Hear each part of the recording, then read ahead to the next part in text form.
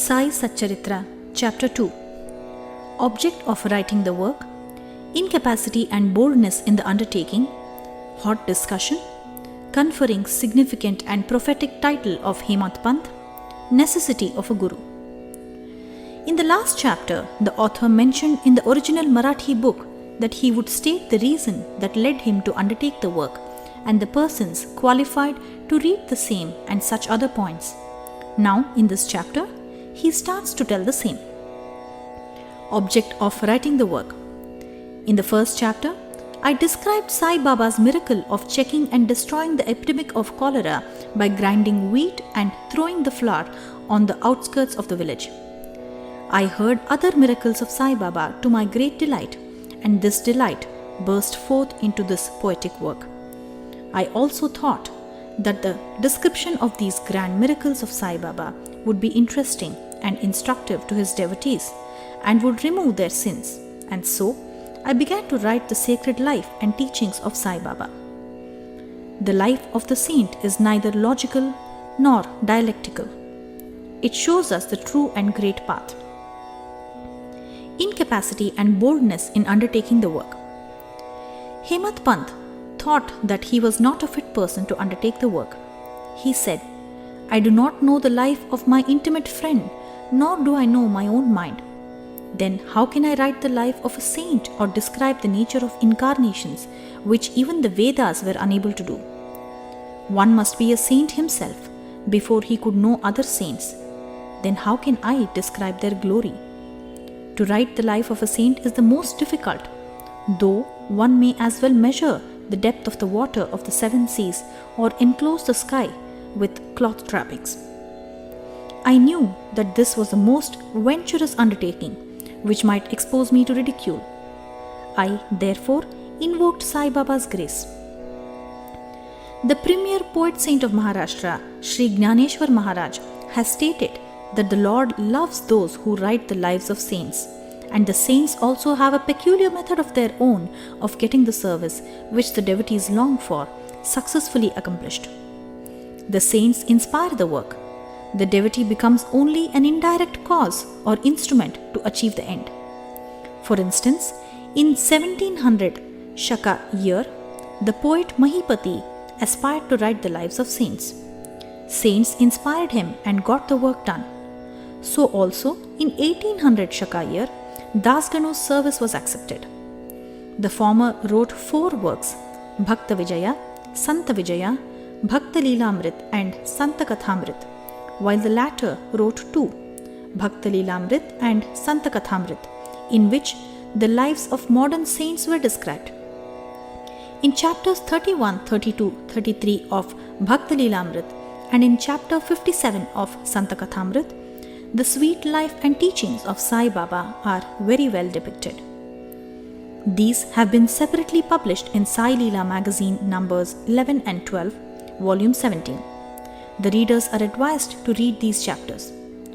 So also Sai Baba's wonderful Leelas are described in a small decent book named Shri Sai Bhajanamala by Mrs. Savitribai Raghunath Tendulkar of Bandra. Dasganu Maharaj also has composed various sweet poems on Sai Baba. A devotee named Amidas Bhavani Mehta has also published some stories of Shri Baba in Gujarati. Some numbers of Sainath Prabha, a magazine published by Dakshina Bhiksha Sanstha of Shirdi, are also published. Then the question of objection comes in, that while so many works regarding Sai Baba are extant, why should this, the Satcharitra, be written? And where is its necessity? The answer is plain and simple. The life of Sai Baba is as wide and deep as the infinite ocean, and all can dive deep into the same and take out precious gems of knowledge and bhakti and distribute them to the aspiring public. The stories, parables and teachings of Sai Baba are very wonderful. They will give peace and happiness to the people who are afflicted with sorrows and heavily loaded with miseries of this worldly existence, and also bestow knowledge and wisdom both in the worldly and in spiritual domains. If these teachings of Sai Baba, which are as interesting and instructive as the Vedic lore, are listened to and meditated upon, The devotees will get what they long for, that is, union with Brahman, mastery in eightfold yoga, bliss of meditation, etc. So, I thought that I should call these stories together. That would be my best upasana. This collection would be most delightful to those simple souls whose eyes were not blessed with Sai Baba's darshana. So, I set about collecting Sai Baba's teachings and expressions, the outcome of his boundless and natural self-realization. It was Sai Baba who inspired me in this matter. In fact, I surrendered my ego at his feet and thought that my path was clear and that he would make me quite happy here and in the next world.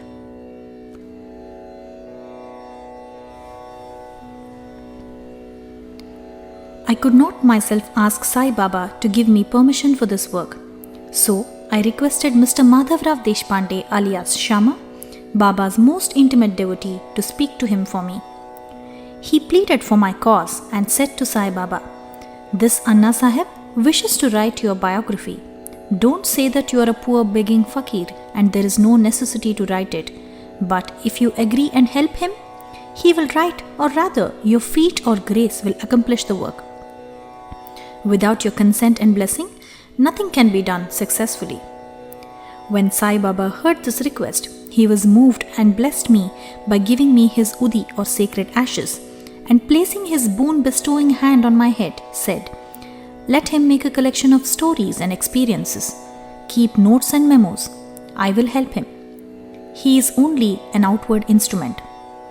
I should write myself my autobiography and satisfy the wishes of my devotees. He should get rid of his ego, place or surrender it at my feet. He who acts like this in life, him I will help the most. What of my life stories? I serve him in his house in all possible ways. When his ego is completely annihilated and there is left no trace of it, I myself shall enter into him and shall myself write my own life. Hearing my stories and teachings will create faith in devotees' hearts, and they will easily get self-realization and bliss. Let there be no insistence on establishing one's own view, no attempt to refute others' opinions, no discussions of pros and cons of any subject. The word discussion put me in mind of my promise to explain the story of my getting the title of Hemant Panth, and now I begin to relate the same. I was on close friendly terms with Kaka Sahib Dikshit and Nana Sahib Chandorkar. They pressed me to go to Shirdi and have Baba's darshana, and I promised them to do so. But something in the interval turned up, which prevented me from going to Shirdi. The son of a friend of mine at Lonavala fell ill. My friend tried all possible means, physical and spiritual, but the fever would not abate. At length, he got his guru to sit by the bedside of his son, but this too was of no avail. Hearing this, I thought, what is the utility of the guru if he could not save my friend's son? If the guru can't do anything for us, why should I go to Shirdi at all? Thinking in this way, I postponed my Shirdi trip. But the inevitable must happen, and it happened in my case as follows. Mr. Nana Sahib Chandorkar, who was a Prant officer, was going on tour to Bassein. From Thana, he came to Dadar and was waiting for a train bound for Bassein. In the meanwhile, a Bandra local turned up. He sat in it and came to Bandra, sent for me and took me to task for putting off my Shirdi trip. Nana's argument for my Shirdi trip was convincing and delightful, and so I decided to start for Shirdi the same night. I packed up my luggage and started for Shirdi. I planned to go to Dadar and there to catch the train for Manmad, and so I booked myself for Dadar and sat in the train. While the train was to start, a Mohammedan came hastily to my compartment and, seeing all my paraphernalia, asked me where I was bound. I told him my plan. Then he suggested that I should go straight to Boribandar and not get down at Dadar, for the Manmad mail did not get down at Dadar at all. If this little miracle or Leela had not happened, I would not have reached Shirdi next day as settled, and many doubts would have assailed me. but that was not to be. As fortune favored me, I reached Shirdi the next day before 9 or 10 a.m. Mr. Bau Sahib, that is Kaka Dikshit, was waiting for me there. This was in 1910 AD, when there was only one place, that is Sateswada, for lodging pilgrim devotees. After alighting from the Tonga, I was anxious to have darshana. When the great devotee Tatya Sahib Nulkar returned from the masjid and said that Baba was at the corner of the Wada and that I should first get the preliminary darshana and then, after bath, see him at leisure. Hearing this, I ran and prostrated before Baba, and then my joy knew no bounds. I found more than what Nana Chandorkar had told me. All my senses were satisfied and I forgot thirst and hunger. The moment I touched Sai Baba's feet, I began a new lease of life.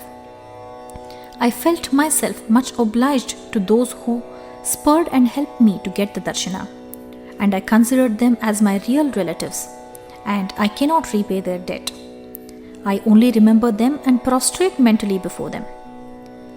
The peculiarity of Sai Baba's darshana, as I found it, is that by his darshana, our thoughts are changed, the force of previous actions is abated, and gradually non-attachment of dispassion towards worldly objects grows up. It is by the merit of actions in many past births that such darshana is got. And if only you see Sai Baba, really all the world becomes or assumes the form of Sai Baba. Hot discussion. On the first day of my arrival in Shirdi, there was a discussion between me and Bala Sahib Bhate regarding the necessity of a guru. I contended, why should we lose our freedom and submit to others? When we have to do our duty, why is a guru necessary? One must try his best and save himself. What can the guru do to a man who does nothing but sleeps indolently? Thus, I pleaded free will, while Mr. Bhate took up the other side, that is destiny, and said, whatever is bound to happen must happen. Even great men have failed. Man proposes one way, but God disposes the other, that is the contrary way. Brush aside your cleverness, pride or egoism won't help you. This discussion, with all its pros and cons, went on for an hour or so, and as usual, no decision was arrived at. We had to stop the discussion ultimately as we were exhausted. The net result of this was that I lost my peace of mind and found that unless there is strong body consciousness and egoism, there would be no discussion. In other words, it is egoism which breeds discussion. Then, when we went to the masjid with others, Baba asked Kaka Sahib Dikshit the following: what was going on in Sateswada? What was the discussion about? And staring at me, Baba further added, what did this Hemant Pant say? Hearing these words, I was much surprised. The masjid was at a considerable distance from Sateswada, where I was staying and where the discussion was going on. How could Baba know our discussion unless he be omniscient and inner ruler of us all? Significant and prophetic title. I began to think why Sai Baba should call me by the name Hemant Pant. This word is a corrupt form of Hemadri Pant. This Hemadri Pant was a well-known minister of the kings Mahadev and Ramadev of Devagiri of the Yadav dynasty. He was very learned, good-natured and the author of good works such as Chaturvarga Chintamani, dealing with spiritual subjects, and Rajaprashasti. He invented and started new methods of accounts and was the originator of the Modi or the Marathi shorthand script. But I was quite the opposite, an ignoramus, and have dull, mediocre intellect. So I could not understand why the name or title was conferred upon me. But thinking seriously upon it, I thought that the title was a dart to destroy my ego so that I should always remain meek and humble. It was also a compliment paid to me for the cleverness in the discussion. Looking to the future history, we think that Baba's word, that is calling Mr. Dabolkar by the name Hemant Pant, was significant and prophetic, as we find that he looked after the management of Sai Sansthan very intelligently, kept nicely all the accounts, and was also the author of such a good work, Sai Satcharitra, which deals with such important and spiritual subjects as Jnana, Bhakti and dispassion, self-surrender and self-realization. About the necessity of a Guru. Hemant Pant has left no note, no memo about what Baba said regarding this subject, but Kaka Sahib Dikshit has published his notes regarding this matter. Next day, after Hemant Pant's meeting with Sai Baba, Kaka Sahib went to Baba and asked whether he should leave Shirdi. Baba said yes.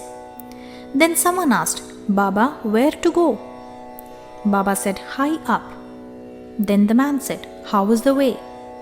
Baba said, there are many ways leading there. There is one way also from here, that is Shirdi. The way is difficult.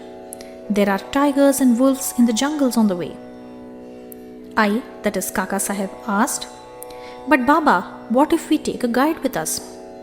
Baba answered, then there is no difficulty. The guide will take you straight to your destination, avoiding wolves, tigers and ditches, etc. on the way. If there be no guide, there is the danger of your being lost in the jungles or falling into ditches. Mr. Dabholkar was present on this occasion and he thought that this was the answer Baba gave to the question whether Guru was a necessity. See Sai Leela, Volume 1, Number 5, page 47. And he thereupon took the hint that no discussion of the problem whether man is free or bound is of any use in spiritual matters, but that, on the contrary, real Paramartha is possible only as the result of the teachings of the Guru, as is illustrated in this chapter of the original work in the instances of great avatars like Rama and Krishna, who had to submit themselves to their Gurus, Vasishta and Sandipani respectively, for getting self-realization, and that the only virtues necessary for such progress are faith and patience. See Sai Satcharitra, Chapter 2, 191-92. Bow to Shri Sai, peace be to all.